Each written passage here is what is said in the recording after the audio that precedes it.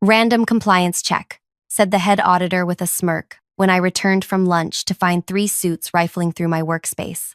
Behind them stood Veronica, arms crossed, barely containing her satisfaction. The office gossip had warned me this was coming. She'd been whispering about concerns with my reports for weeks. Discovering anything useful? I asked calmly, setting my lunch tote down. I didn't bother hiding my small smile. The lead auditor glanced up. "We've found some irregularities in your quarterly forecasts. Have you checked the methodology appendix? Page 16. I leaned against the wall, watching them scramble through papers. Their expressions changed completely when they realized what they were actually looking at. Page 16 contained my meticulously documented parallel accounting, tracking the official numbers against the actual ones. 2 sets of books, side by side, but not for embezzlement, as my vindictive peer had hoped they'd find. Instead, it revealed how she had been systematically inflating performance metrics across 3 departments to secure larger bonuses. I hadn't started this war. For 6 months, she'd taken every opportunity to undermine me, scheduling meetings when I couldn't attend, altering my analysis after submission, questioning my conclusions in front of executives. She was untouchable, the CEO's favorite who had climbed the corporate ladder through connections rather than competence. "These worksheets are quite thorough," mumbled the youngest auditor. "I'm very detail-oriented," I replied. "You'll notice each irregular adjustment is matched to an authorization code. The system logs who enters those codes." The room temperature seemed to drop 10 degrees. Veronica's face drained of color. "This is absurd. She's obviously fabricated." "When did you first notice these discrepancies?" interrupted the senior auditor, suddenly professional. 3 months ago. At first, I thought they were mistakes. I pulled out my phone and tapped it. "I've just sent you access to my private server with 2 years of backed-up reports. You'll find the pattern begins 14 months ago, coinciding with the new bonus structure." What they didn't yet understand was that my vindictive peer wasn't my actual target. She was merely the pressure point I needed. Before I continue with what happened next, I want to thank you for tuning into my story. If you're finding this account of corporate betrayal and strategic revenge intriguing, please consider hitting the like button and subscribing to hear more stories like this one. Your support means everything, and I promise the revelations coming up are worth sticking around for. Now, let's get back to that moment when everything changed. My name is Adira, and I've always been the person who notices details others miss. Not because I'm trying to catch people. I simply see patterns everywhere. Numbers speak to me in ways people never could, which is why I became a financial analyst. For 3 years, I'd been quietly excelling at my job while watching others take credit for my work. "You've been tracking this for months without reporting it?" asked the auditor. "I did report it," I said quietly, "twice to my direct manager and once to the executive committee." "Let me guess, those reports never reached you?" The silence confirmed it. I hadn't just documented Veronica's manipulations. I documented the deliberate suppression of my findings by leadership. The chairman of the audit committee was summoned within the hour. By end of day, my workspace had become command central for a full corporate investigation. Veronica was escorted out, but she was just the beginning. Over the next week, the operation expanded, not because I was some crusading whistleblower. I had no interest in that role. I simply understood the corporate ecosystem better than anyone else. When the dust settled 2 months later, the executive committee had been restructured.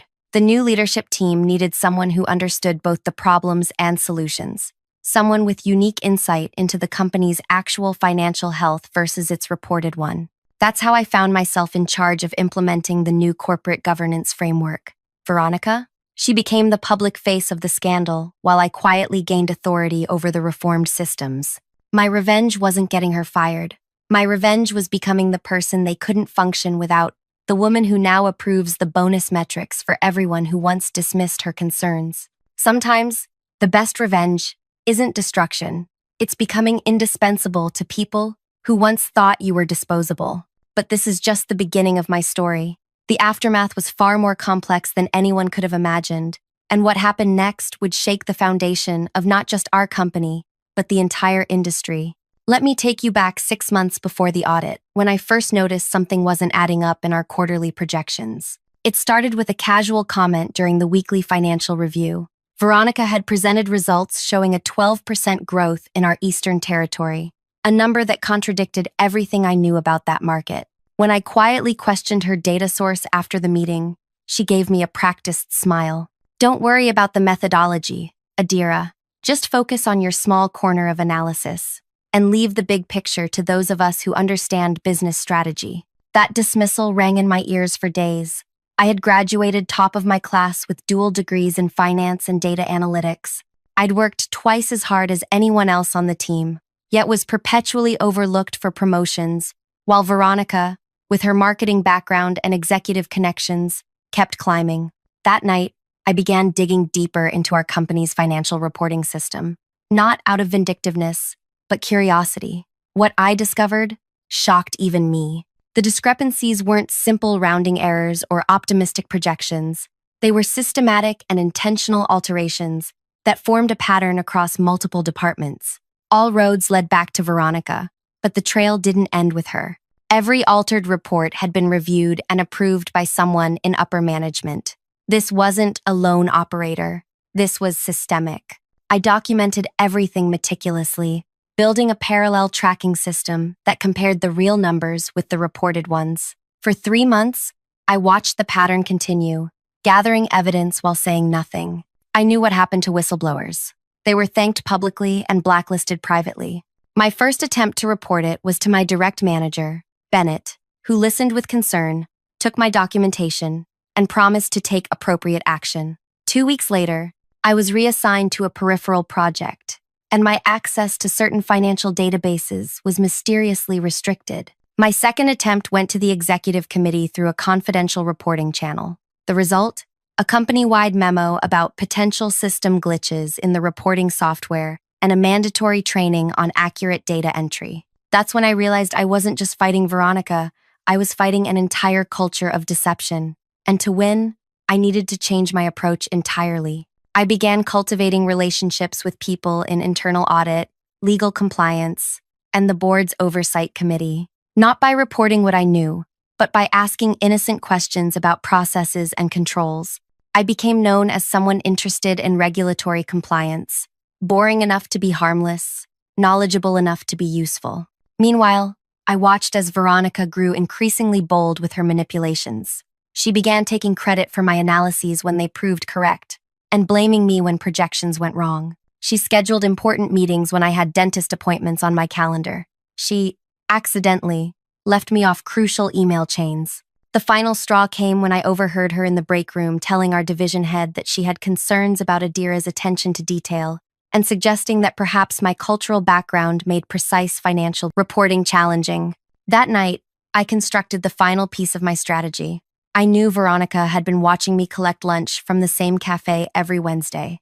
I knew she had connections to the audit team, and I knew exactly what would happen if she thought she could catch me with improper documentation.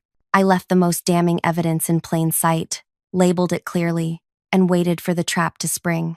When I returned from lunch that Wednesday to find auditors at my desk, I wasn't surprised. I was ready. What happened next would transform not just my career, but the entire power structure of the organization. And it all hinged on what those auditors would find in my meticulously organized files. The following week was chaos. The audit team took over a small conference room and requested interviews with everyone from my department, nerves frayed as rumors spread through the building. I maintained my composure, responding to questions factually, and providing additional documentation whenever asked.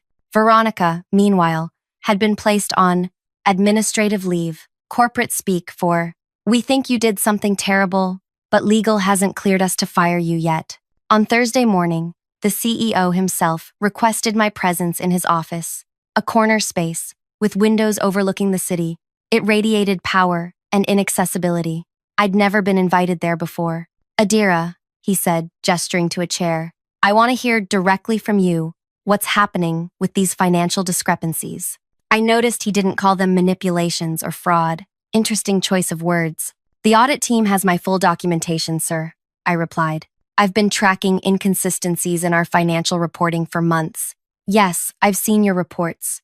Impressive attention to detail." He leaned forward. "What I want to know is why you kept this information to yourself for so long before the audit." The trap was obvious. He was trying to make this about my failure to report, not about the actual fraud. With all due respect, sir, I didn't keep it to myself. I reported my concerns through proper channels twice. I have copies of those reports with receipt timestamps. The audit team has those as well. His expression tightened. Reports can be misinterpreted. Adira, context gets lost. That's why I was so thorough with documentation. The context is quite clear when you see the pattern of authorization codes. He stared at me for a long moment. Do you understand what's at stake here? Not just for Veronica or individual executives, but for this entire company. I do, I said quietly. Our last 3 quarterly reports to shareholders contain material misstatements. That has serious regulatory implications. And you think exposing this helps anyone? His voice had dropped to barely above a whisper. I think accurate financial reporting is non-negotiable. The question isn't whether to address it, but how. He nodded slowly, seemingly reassessing me. The board meets tomorrow morning. I'd like you to present your findings directly. As I left his office, I knew this wasn't a victory. It was an escalation. The CEO was giving me enough rope to either save the company or hang myself. That night, I barely slept. I prepared my presentation with meticulous care, emphasizing solutions rather than blame. I understood corporate politics well enough to know that people who only identify problems rarely survive the aftermath. The boardroom the next morning was tense with unspoken questions. 12 executives seated around a gleaming table, the CEO at the head, and me, standing before them with my presentation queued up on the projection screen. Miss Adira, began the board chair, an elegant woman named Winona, we understand you've uncovered some concerning patterns in our financial reporting. Yes, ma'am. However, I've also identified how we can address them with minimal disruption. For the next 20 minutes, I walked them through what I'd found: the systematic manipulation of performance metrics across multiple departments, the approval chain that had allowed it to continue, and the potential regulatory consequences. More importantly, I outlined a structural solution that would prevent similar issues in the future. When I finished, silence filled the room. Finally, the CFO spoke. This is comprehensive work, Adira, but implementing these controls would require a significant restructuring of our reporting systems. It would, I agreed, but less costly than an SEC investigation. The CEO cleared his throat. Thank you for your presentation. The board will discuss this matter privately now. I was dismissed, sent to wait in an adjacent room while they deliberated. An hour passed, then 2. I sat calmly, reviewing mental scenarios of what might happen next. When the door finally opened, it was Winona who entered, not the CEO. We've reached a decision, she said, sitting across from me. The board has voted to implement your recommended controls and reporting structures with some modifications. Relief washed through me, but I kept my expression neutral. That's good to hear. There's more. We're announcing a restatement of our financials for the past year, citing methodological improvements rather than corrections. Corporate speak for admitting mistakes without admitting wrongdoing. And Veronica? I asked. She and 3 senior managers have resigned effective immediately. Non-disclosure agreements have been signed. Winona studied me carefully. The board is creating a new position, Director of Financial Integrity. We'd like you to fill it, reporting directly to me rather than through the normal chain of command. The offer was unexpected. My plan had been to document the fraud, protect myself from retaliation, and perhaps negotiate a better position during the fallout. This was far more than I'd anticipated. I appreciate the offer, I said cautiously. What exactly would this role entail? Overseeing the implementation of your proposed controls, quarterly reporting directly to the board's audit committee, and a seat at the table for all executive financial decisions. A seat at the table. After years of being ignored, overlooked, and undermined, they were offering me real power. I accept, I said simply. What I didn't know then was that I'd just stepped into a far more dangerous game than I'd been playing before. The first hint came 3 weeks later. I was working late, implementing the new reporting systems, when my computer pinged with an anonymous email. You only caught the decoys. The real numbers are worse. Much worse. I stared at the message, a chill running down my spine. Was this a trap? A test of my integrity? Or was someone reaching out with genuine information? I traced the email to an anonymous remailer service. Whoever sent it didn't want to be found. After careful consideration, I replied with a single line, "Prove it." The response came within minutes. A spreadsheet showing a pattern of transactions I hadn't caught. Customer contracts with inflated values, revenue recognized before it was earned, expenses hidden in subsidiary accounts. If these numbers were accurate, the fraud wasn't just about bonus manipulation. It was about keeping the company's stock price artificially high, while certain executives quietly sold their shares. That night, I discovered a hidden trail that led not just to Veronica and a few managers, but potentially to board members themselves. The rabbit hole went deeper than I'd imagined, and I was no longer certain who I could trust. The next morning, I found Winona waiting at my workspace when I arrived. "Good morning, Adira," she said pleasantly. "I'd like to discuss the progress on your implementation plan." "Of course," I replied, casually locking my computer screen. "Would you prefer to talk here or in your office?" "Actually, I thought we might go for coffee. There's a place across the street with excellent privacy." As we walked, I mentally reviewed everything I knew about Winona. Board chair for 3 years, background in corporate law, reputation for ruthless efficiency, no obvious connection to the suspicious transactions I'd found. But that didn't mean there wasn't one. Once seated with our drinks, she got straight to the point. "You've received communication about additional financial irregularities." Not a question. "May I ask how you know that?" I kept my voice calm despite my racing heart. "Because I sent it," she replied. "I needed to know if you'd pursue the truth, regardless of where it led, or if you'd stop once you achieved your promotion." I studied her face, looking for deception. "And what did you conclude?" "That you might be exactly what this company needs." She slid a thumb drive across the table. "This contains evidence of financial misconduct that goes back 5 years and implicates 3 board members, including our CEO. I didn't reach for it. Why are you giving this to me?" "Because I've spent 2 years trying to clean up this company from the inside, and I'm running out of options." She paused. "The quarterly board meeting is in 3 days. If we don't act before then, they'll vote to sell the company to a private equity firm that will dismantle it completely. And the employees? Massive layoffs, already planned and documented." I finally picked up the drive. "What exactly are you proposing?" Her eyes met mine with unwavering intensity. "A coalition. You have the financial expertise and the moral authority after exposing the first layer of fraud. I have the legal background and board connections. Together, we might be able to save this company, or at least ensure that those responsible face consequences." "Why should I trust you?" I asked bluntly. She smiled slightly. "You shouldn't. Not completely. But check what's on that drive, verify it independently, and then decide." As she stood to leave, she added, "One more thing, Adira. There's a reason they created that director position for you so quickly. They're setting you up as the fall person if this all comes crashing down." I spent that night analyzing the files Winona had provided. The evidence was compelling and horrifying. The financial manipulation went far beyond what I'd initially uncovered. This wasn't just about inflated metrics for bonuses. It was systematic fraud that had kept the company artificially profitable for years.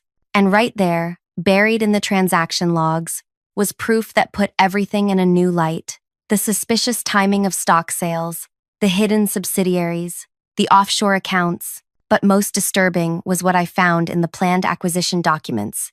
My name, listed as the executive who had overseen and approved the very financial systems now under scrutiny. Documents I had never seen, bearing what appeared to be my signature. They weren't just setting me up as a scapegoat. They'd been planning it all along. The question was, what was I going to do about it? And could I really trust Winona? Or was she playing an even deeper game? I had less than 48 hours before the board meeting that would determine not just my fate, but the future of thousands of employees. What I didn't know was that someone else had been watching from the shadows, someone with their own agenda who was about to throw everything into chaos. The morning of the board meeting, I arrived at the office before dawn. The building was empty, except for the cleaning staff and security. Perfect. I needed uninterrupted time to prepare my countermove. I'd spent the previous day verifying every piece of information on Winona's drive, cross-referencing transactions against databases I'd built during my investigation. The evidence was solid, pointing to multi-year fraud orchestrated by 3 board members, including our CEO. but something still felt off about Winona's sudden alliance. Why approach me now? Why not earlier, when I first uncovered Veronica's manipulations? As I was reviewing the fabricated documents with my forged signature, my phone vibrated with a text from an unknown number. Parking garage, level 3. Now, come alone or lose everything. I stared at the message, weighing my options. This could be a trap, but it could also be the missing piece I needed. The parking garage was dimly lit and eerily quiet as I stepped off the elevator to level 3. I scanned the rows of cars, alert for any movement. Smart of you to come, the voice emerged from behind a concrete pillar. Bennett, my former manager who had buried my first report, stepped into view. He looked terrible, unshaven, dark circles under his eyes. What do you want, Bennett? To warn you, you're being played. He glanced nervously around the garage. Winona isn't your ally. Explain. The board split into factions months ago. One group led by the CEO wants to sell to private equity. Another faction, led by Winona, wants to restructure and take the company public with a higher valuation. And the fraud? Real. But both sides were involved. He pulled out his phone, showed me a document. This is the actual acquisition plan. See who benefits most from the sale? I scanned the document, my blood running cold.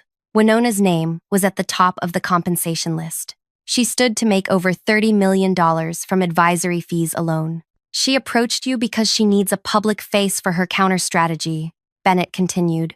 Someone with credibility after exposing the first layer. Someone. Expendable. I finished. But why are you telling me this? You buried my initial report. Shame flickered across his face. Because I was stupid and scared. I thought playing along was my only option. He handed me a thumb drive. This has everything. Both factions, all the fraud, communications, proving who knew what. A complete picture. Why should I trust you? You shouldn't, he said, echoing Winona's words from before. But I'm leaving the company today. My resignation letter includes a partial confession. Not enough to implicate me in criminal charges, but enough to support your claims, if you need it. As he turned to walk away, I called after him. Bennett, why now? He stopped, shoulders slumped. Because sometimes, you realize you've become someone you never wanted to be. He didn't look back as he disappeared into the stairwell. I returned to my office and spent the next 2 hours reviewing Bennett's files. They confirmed my suspicions but added crucial context. This wasn't just about cooking books for bonuses or even stock manipulation. Both board factions were positioning for a massive corporate restructuring, using fraudulent numbers to support their competing visions. And I was meant to be the sacrificial lamb, regardless of which side won. By 8:30 a.m., executives began filtering into the building for the 9 a.m. board meeting. My phone lit up with a message from Winona. Meet me in my office, 8:45. I replied, in a meeting. See you at the boardroom. I wasn't giving either faction a chance to align their stories before the main event. At 8:55, I gathered my materials and walked calmly to the boardroom. Inside, 11 board members were settling into their seats. The CEO at the head, Winona to his right. 2 empty chairs remained, one for the CFO, who was running late, and one for me. Ah, Adira, said the CEO with a practiced smile. We weren't expecting you until the financial integrity portion of the meeting. I thought I'd join for the full session, I replied pleasantly, given how interconnected our financial systems are with today's topics. His smile tightened. Winona caught my eye, her expression unreadable. When the CFO arrived minutes later, the meeting began. First came routine business, approval of previous minutes, operational updates. Then the CEO cleared his throat. As you know, we've been exploring strategic options for the company's future. Today, we'll be voting on the acquisition offer from Stellar Partners. Several board members nodded enthusiastically. These were the CEO's allies. Before we vote, interjected Winona, I'd like to present an alternative strategy, one that I believe offers superior shareholder value through an independent IPO. The room divided visibly, half the board leaning toward Winona, half toward the CEO. Just as Bennett had described, perhaps we should hear from our Director of Financial Integrity first, suggested Winona, gesturing toward me. Given the recent adjustments to our reporting, her perspective seems relevant. This was it.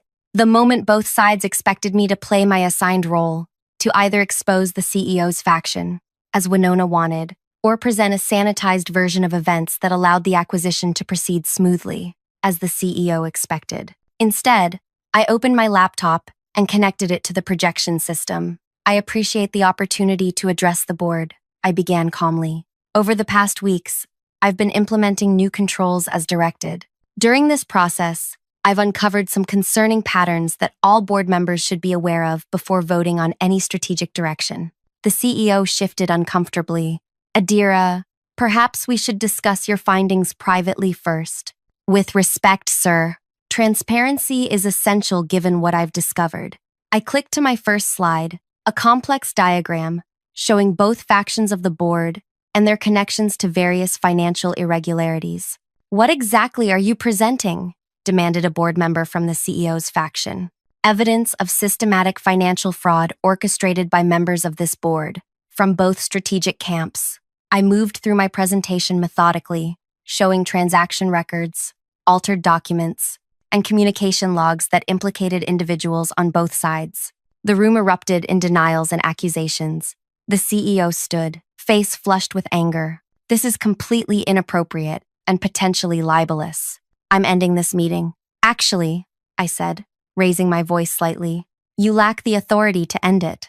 I turned to the stunned directors. 10 minutes ago, I submitted comprehensive evidence to the SEC, the FBI's Financial Crimes Unit, and 3 major financial news outlets under whistleblower protection.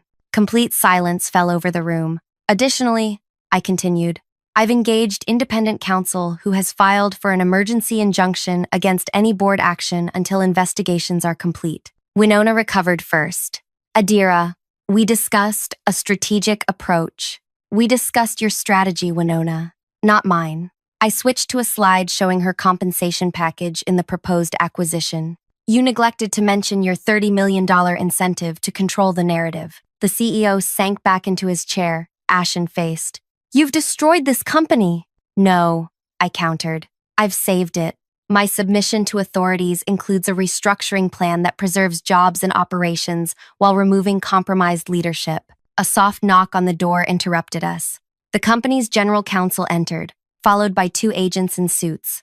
FBI, announced one, displaying credentials. We have warrants to secure documents and electronic devices related to an ongoing financial crimes investigation. What followed was controlled chaos. Agents secured the boardroom while additional personnel fanned throughout executive offices.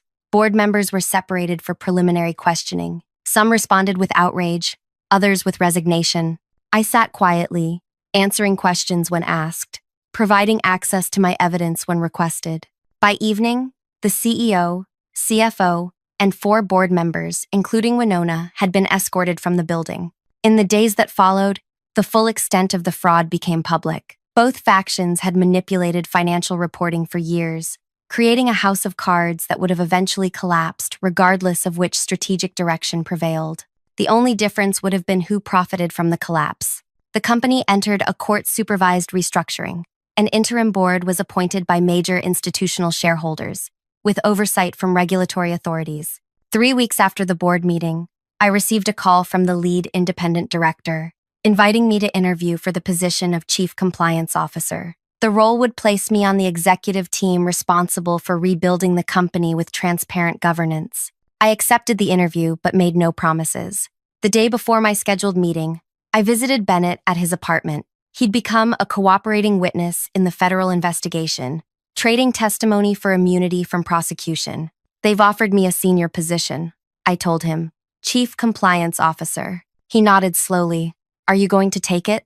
I considered the question carefully. The company needs someone who understands where all the bodies are buried, and you'd have the power you deserve after everything they put you through, he added. It's not about power, I corrected him. It's about building something that actually works, something honest. So you'll take it? I smiled. On one condition, that they implement every single one of my recommended controls and transparency measures, without compromise. 2 days later, I accepted the position, not as revenge, but as reconstruction. My vindication wasn't seeing others punished, satisfying as that was. It was creating a system where skill and integrity mattered more than connections and manipulation. where people like Veronica couldn't rise through deception, and people like me wouldn't be silenced. 6 months later, we emerged from restructuring as a smaller but stronger company. When reporters asked about my role in exposing the fraud, I gave the same answer. I just did what anyone should do when they see something wrong. I documented it, reported it, and refused to be silenced. The truth was more complex, of course. I had played the long game, gathering evidence meticulously, understanding the politics before making my move. I had turned manipulation against the manipulators. But my most powerful weapon hadn't been cleverness or careful planning. It had been integrity, the one thing they never expected from someone they'd underestimated for so long. Thank you for following my journey from underestimated analyst to chief compliance officer. If you found value in my story of corporate resilience and strategic thinking, please hit that like button and subscribe for more insights into navigating complex workplace dynamics. I'd love to hear your thoughts in the comments below. Have you ever had to stand your ground against workplace manipulation? Your experiences matter, and this community grows stronger with every shared perspective.